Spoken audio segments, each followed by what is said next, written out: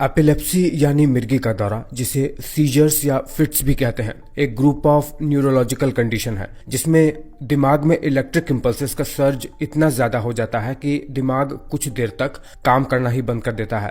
याद रहे, हर दौरा मिर्गी का दौरा नहीं होता है। जब व्यक्ति को बार बार दौरा पड़ने लगे तभी व्यक्ति को एपिलेप्टिक माना जाता है। देखिए, हमारे ब्रेन में दो तरीके के न्यूरॉन पाए जाते हैं। एक न्यूरॉन होता है एक्साइटेटरी न्यूरॉन, जिसका काम होता है हमारे शरीर में किसी भी एक्शन को, अपने हाथ पांव को मूवमेंट करवा पाने में या किसी भी प्रकार के मूवमेंट को अंजाम देने में मदद करना। दूसरे न्यूरॉन को स्टिमुलेट करके ताकि इलेक्ट्रिक इंपल्सेस यानी इलेक्ट्रिक मैसेजेस पास हो सके। और एक होता है इनहिबिटरी न्यूरॉन, जिससे निकलने वाले न्यूरोट्रांसमीटर हमारे शरीर के मूवमेंट को रोकने का काम करते हैं, न्यूरॉन के इलेक्ट्रिक इंपल्सेस को सप्रेस करके। जब ये दोनों ही संतुलन को बनाए रखते हैं तब हमारा शरीर बिल्कुल संतुलित बना रहता है। अपने मूवमेंट हम जो चाहे वो कर सकते हैं, अपने किसी भी मूवमेंट को कर सकते हैं, जब चाहे अपने मूवमेंट को रोक भी सकते हैं, अपने हाथ पांव वगैरह किसी को भी रोक सकते हैं जब चाहे। एपिलेप्सी में क्या होता है, ये एक्साइटेटरी न्यूरॉन की एक्टिविटी नॉर्मल से बहुत ज्यादा हो जाती है, बहुत ही ज्यादा। ब्रेन में एक्साइटेटरी न्यूरॉन फायर होकर इम्पल्सेस को ट्रांसमिट करना शुरू कर देते हैं और जो इनहिबिटरी न्यूरॉन होते हैं उनका डाउन रेगुलेशन हो जाता है, मतलब वो उतना इफेक्टिवली काम नहीं कर पाते हैं जितना उन्हें करना चाहिए।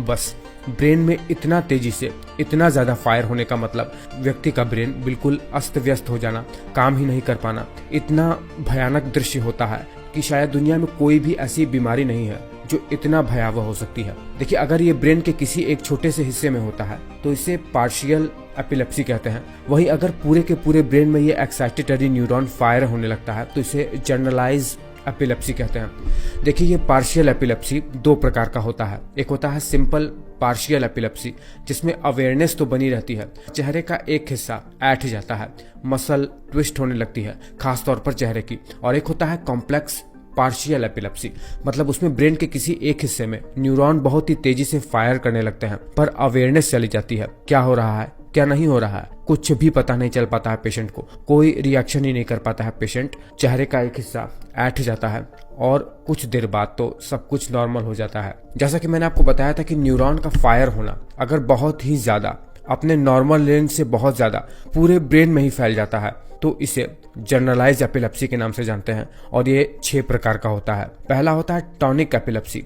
टॉनिक एपिलेप्सी में क्या होता है, जैसा इसका नाम है, इसमें मसल टोन बहुत ज्यादा इंक्रीज हो जाती है, मतलब व्यक्ति की जो मसल है वो बहुत ज्यादा स्टिफ होकर व्यक्ति पीछे की तरफ गिर जाता है। दूसरा होता है एटॉनिक एपिलेप्सी, जिसमें व्यक्ति का मसल टोन बिल्कुल डिक्रीज हो जाता है, जिसमें व्यक्ति ढीला होकर आगे की ओर गिर जाता है और इन सब में व्यक्ति का कॉन्शियसनेस लूज हो जाता है। तीसरा होता है क्लॉनिक सीजर्स। इसमें क्या होता है, व्यक्ति तो गिर जाता है बेहोशी की हालत में, लेकिन उसकी मसल लगातार सिकुड़ती और फैलती रहती है बिल्कुल वायलेंटली, जिसे देखकर शायद व्यक्ति डर भी जाए कि कोई व्यक्ति इतनी बुरी तरीके से तकलीफ कैसे झेल सकता है। चौथे प्रकार का जो सीजर्स पड़ता है व्यक्ति को, वो होता है मायोक्लॉनिक सीजर्स, जिसमें व्यक्ति का अचानक से ही खड़े खड़े ही हाथ पांव की मसल ऐंठ जाती है, मानो जैसे व्यक्ति पर कोई बिजली गिर रही हो।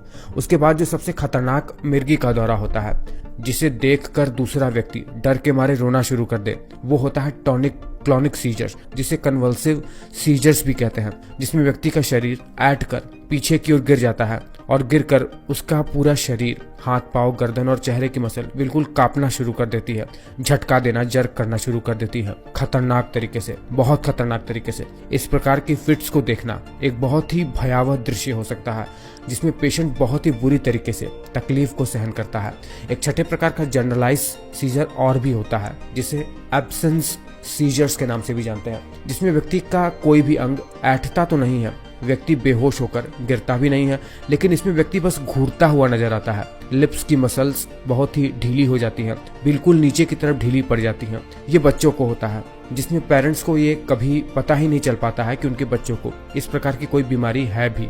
बहुत पॉसिबल है कि बच्चा बड़ा होते होते ये प्रॉब्लम खुद ही उसकी सॉल्व हो जाए। अब ये किन कारणों से होता है, मतलब न्यूरॉन का फायर, एक्साइटेटरी न्यूरॉन का फायर किन कारणों से ब्रेन के अंदर सर्ज करने लगता है। इसका मूल कारण हो सकता है या तो हमें ब्रेन इंजरी हो गई हो, स्ट्रोक हो गया हो, या ब्रेन में ट्यूमर हो गया हो, बर्थ डिफेक्ट हो गया हो, ब्रेन में इन्फेक्शन हो गया हो। इन सब चीजों की वजह से ये एपिलेप्सी होना बहुत ही आम बात है। लेकिन जो सबसे बड़ा कारण है एपिलेप्सी का, अधिकतम लोगों में, खासतौर से भारत में, वो होता है जेनेटिक्स, जिसमें मल्टीपल जीन्स रोल प्ले करती हैं। बहुत बड़ा चंक्स इसमें जेनेटिक म्यूटेशन का भी है। जेनेटिक डिसऑर्डर, जिसमें माता या पिता या दोनों से ही ऐसी जीन्स आ जाती हैं बच्चों में जिसमें बच्चों को एपिलेप्सी हो सकता है। जेनेटिक डिसऑर्डर वाले एपिलेप्सी में बच्चे का मानसिक विकास ही बहुत ही धीरे धीरे होता है। डायग्नोसिस इसका ईईजी यानी इलेक्ट्रोएंसेफेलोग्राम होता है, जो ये पता लगाता है पार्शियल एपिलेप्सी है या जनरलाइज, या जेनेटिक टेस्ट हो सकता है इसको पता करने का। और इसका कोई क्योर नहीं है। हाँ, इसका कंट्रोल है, दवाइयों से इसे मैनेज किया जा सकता है, जो कि डॉक्टर के प्रिस्क्रिप्शन पर निर्भर करता है। उम्मीद करता हूँ कि जल्द से जल्द दुनिया इसका क्योर ढूंढ पाए।